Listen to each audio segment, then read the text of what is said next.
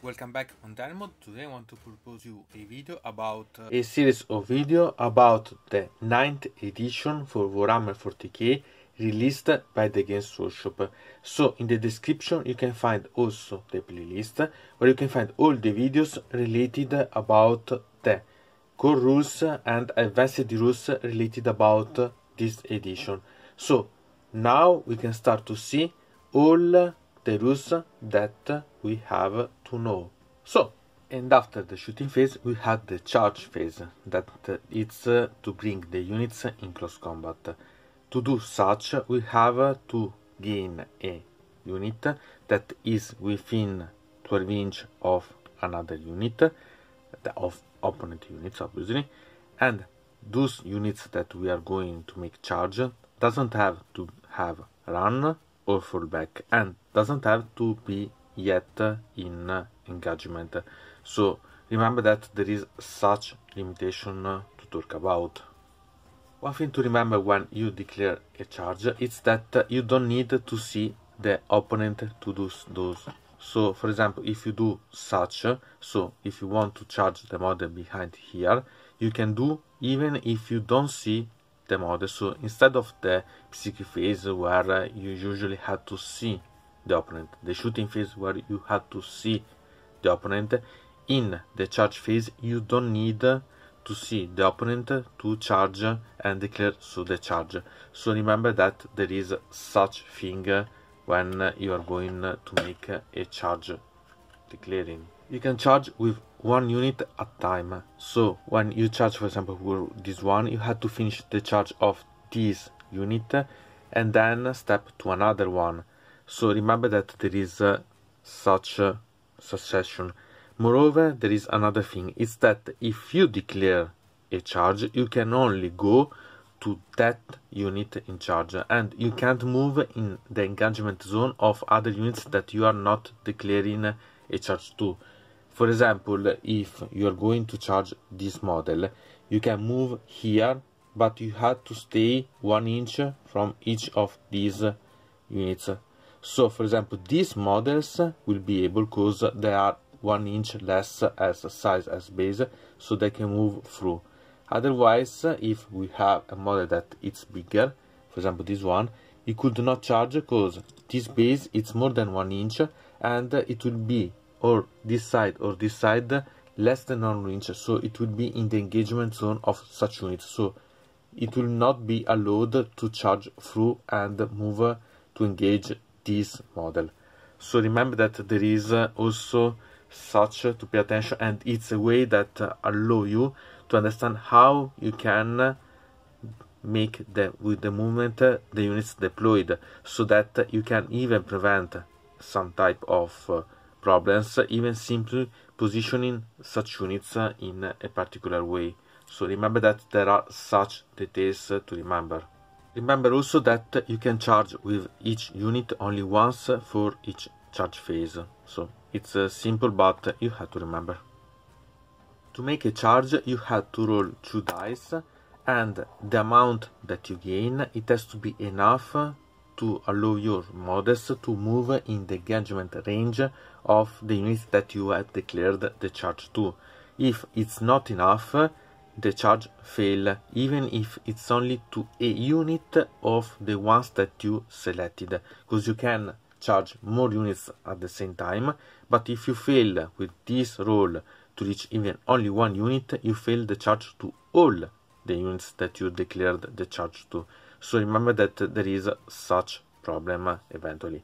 And another thing to remember is that when you move, you have to move all the models in the way that there are the models that are in coherency with the other ones. So remember that it's again the 2 inch models separating, so about the coherency on the flat, and the 5 inch on the vertical part. So it's like the movement, you have to remember only that one.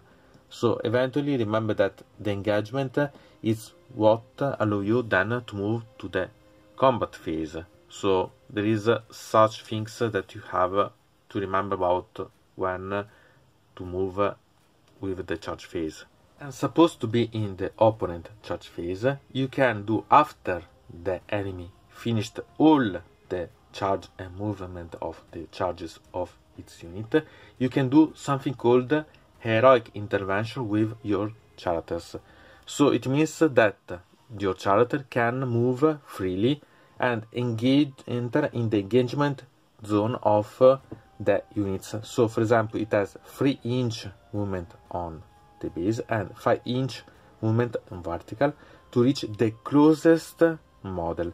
So you have only something that it has limited choose of how you can do this, because for example this can do this because there is this model that it's closest, so you can't use this heroic intervention to move where you want, but only to the closest model of the closest unit of the opponent.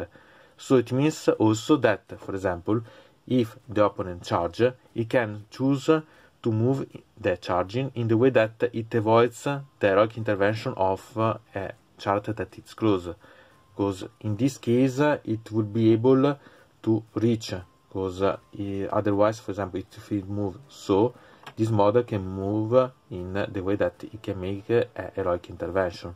But it's also true that the models itself of the opponent can be put in the way that it forbids you to make the heroic intervention in other ways. For example, to move in the way that you can move to engage units that otherwise you not have been able to charge before. So pay attention to such things, because they can be really quite important to make the adjustment of the movement. So the movement of your units and the opponent's units are the main thing to remember and take note, because they are important not only for the shooting phase, the psychic phase, but also about the charge, because they can make you closer to the enemy, but also forbid that the enemy is able to bring some models to some of your units, for example, because you want to preserve these from a charge. So it's really quite important to understand how you are going to positioning your units. So the movement is still the main part of the phases that you can think. In the charge phase, in the case that we have some units with the rule of fly, for example these ones, they can charge flying over the opponents and eventually obstacles. So even if we have some obstacle and some enemy or friendly models that could forbid you to reach, you can simply move and move to make a charge, so that you are able to engage the units. In this case, I think that I declared a charge on all these 2 units. So remember that there is such really interesting option about the flying units, because it can be really quite important to be able to reach units that are trying to position themselves behind some buildings and so on, because I want to remember you that you ignore the buildings and you can charge only be in the range. You have to declare the unit that you want to charge, but it means that you can charge units that you can see even if they are hidden behind other opponents and other units. Obviously, you have not to engage units that you are not charged, so declare the charge on. So remember that there are such limitation about. And there is another thing to take note when you're going to charge: if there are obstacles, if there are terrains. So if there is a terrain that it's 1 inch or less, you can ignore and move through without any problem. So it's like it doesn't exist. But if the terrain is higher, so it's 1 inch more than 1 inch of high, you have to remember that you have or to go around, or you have to climb, if in the case there is a floor here that there is the enemy, or you have to climb and climb back. So you have to calculate each time that you move through this obstacle, this terrain. So in this case, if it is 2 inch, it is 2 and 4 inch to subtract to your charge movement that you have done. So remember that you have to take note about this thing. And if you think that you have 5-inch vertical movement that you can gain, before that you can gain this, you have to make that the charge is able to reach that model to be able to make the vertical one. So remember that there are such limitations eventually to take note.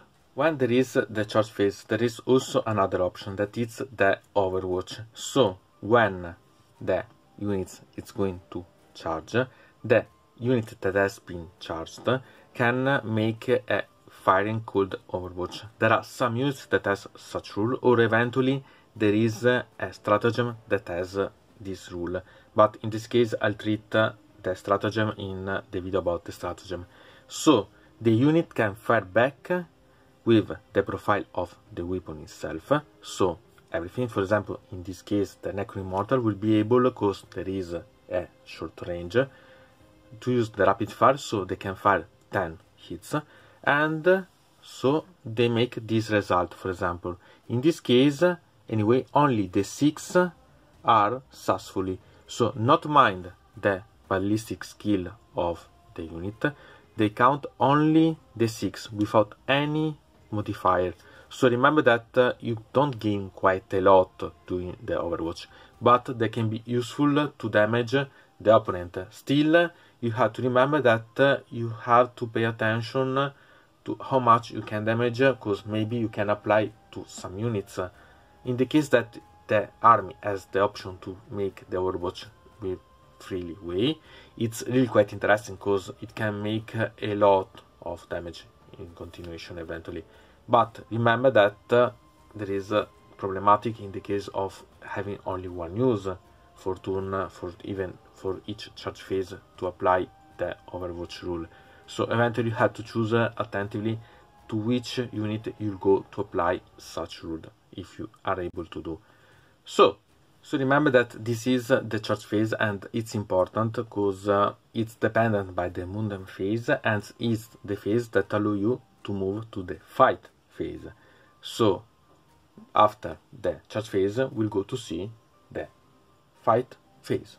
Anyway, from Dino Mode it's everything. I invite you to put a like on this video, to subscribe to the channel, to ring the bell, and to comment this video if you are interested in something about this video, or you want to suggest me some arguments for other videos.